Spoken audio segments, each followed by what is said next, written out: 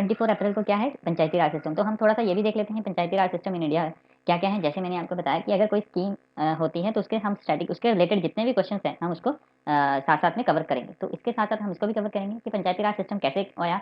सबसे पहले ये जो स्टेटमेंट है, ये कभी कभार ये सीधी सीधी स्टेटमेंट आ जाती है, when the Panchayati Raj established public opinion will do what violence can never do. ठीक है, ये स्टेटमेंट किसने दी थी, महात्मा गांधी जी ने। महात्मा गांधी जी क्या फेवरेबल में थे कि ग्राम सभा जो ग्राम राज है वो राम राज है, ग्राम सभा जो है वो होनी चाहिए। ठीक है, तो पंचायती राज जो इंडिया में है वो 3 टायर सिस्टम है। ठीक है, विलेज लेवल, पंचायत समिति मतलब ब्लॉक लेवल, ये ब्लॉक लेवल, और डिस्ट्रिक्ट लेवल मतलब जिला लेवल। ठीक है, ये डिस्ट्रिक्ट। तो इसमें क्या है, ये 3 जो सिस्टम्स हैं ये इंडिया में 3 टायर हैं। और इसमें क्या 40 आर्टिकल क्या बोलता है कि जो डीपीएस के अंदर आता है, ठीक है, वो कहता है कि पंचायती राज जो सिस्टम है वो होना चाहिए। और फर्स्ट जो पंचायत है वो कहाँ पे, नागौर डिस्ट्रिक्ट राजस्थान में एस्टेब्लिश हुई थी। और कब हुई थी, 2 अक्टूबर। मैंने आपको क्या बताया, महात्मा गांधी जी फेवर में थे कि जो पंचायती राज जो सभा है, पंचायत सभा जो होनी चाहिए, तो उन्हीं के जो बर्थडे है, एनिवर्सरी है, उसी दिन क्या किया गया था, फर्स्ट जो नागौर डिस्ट्रिक्ट में राजस्थान में है वहाँ पे जवाहरलाल नेहरू जी के द्वारा ये एस्टेब्लिश की गई थी फर्स्ट जो पंचायत। ठीक है, नेक्स्ट हम देख लेते हैं कि कुछ कमेटीज हैं, वो हमारे एग्जामिनर बहुत आजकल स्मार्ट हैं, वो क्या डालते हैं आपको, क्या 3 और 4 जो आपके ऑब्जेक्शन टाइप क्वेश्चंस आते हैं उसमें क्या करेगा वो, आपको वो 4 कमेटीज के नाम डालेगा, उसमें से ये बोलेगा कि कौन सी वाली नहीं है।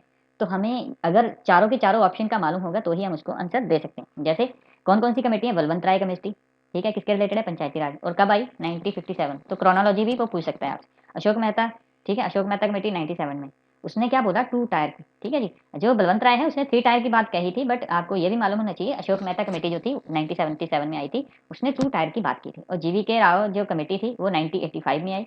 एल एम शिवांगी जो कमेटी थी 1986 में, तगौन कमेटी जो 1988 में, और गदगिल कमेटी जो थी वो भी 1988 में। तो ये क्रोनोलॉजी भी आपको मालूम होनी चाहिए। उसके बाद क्या हुआ कि इसके बाद जब राजीव गांधी जी की सरकार आई तो उन्होंने क्या किया, 64th कॉन्स्टिट्यूशनल अमेंडमेंट को जो बिल को पास किया लोकसभा में, बट वो क्या हो गया, राज्यसभा में रिजेक्ट। तो वो क्या, उनका जो फर्स्ट अटेम्प्ट पंचायती राज सिस्टम जो इंडिया में लाने के लिए, वो अटेम्प्ट क्या फेल हो गया। बट आफ्टर दैट क्या हुआ, 92 में क्या हुआ, उन्होंने 73rd जो अमेंडमेंट है, मोस्ट इंपॉर्टेंट, सीधे सीधे क्वेश्चन आता है पंचायती राज सिस्टम की जो अमेंडमेंट है कौन सी है, तो कौन से नंबर की थी, 73rd नंबर की। और वो कब आई थी, 1992 में। ये मोस्ट इंपॉर्टेंट बन जाता है कि एक्ट कौन से दिन, और फोर्स में मैंने आपको क्या बताया, 24 अप्रैल 93 में। इसीलिए हम पंचायती राज सिस्टम जो है कब मनाते हैं, 24 अप्रैल को।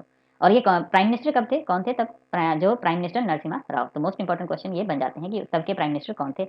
और इसके जो आर्टिकल है, फर्स्ट ऑफ ऑल इसका जो पार्ट 9 है, हमारे कॉन्स्टिट्यूशन का जो पार्ट 9 है, उसमें पंचायती राज सिस्टम की बात की है।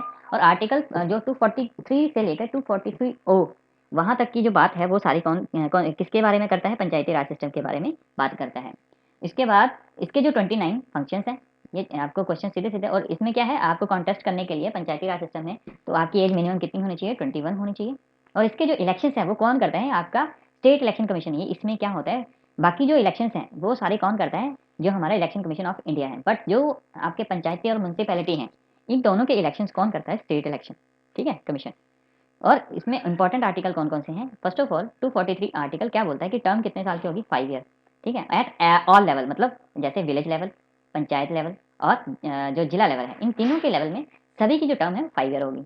243 डिस्क्वालिफिकेशन, अगर कोई डिस्क्वालीफाइड होता है तो वो कौन से आर्टिकल के अंदर है, 243।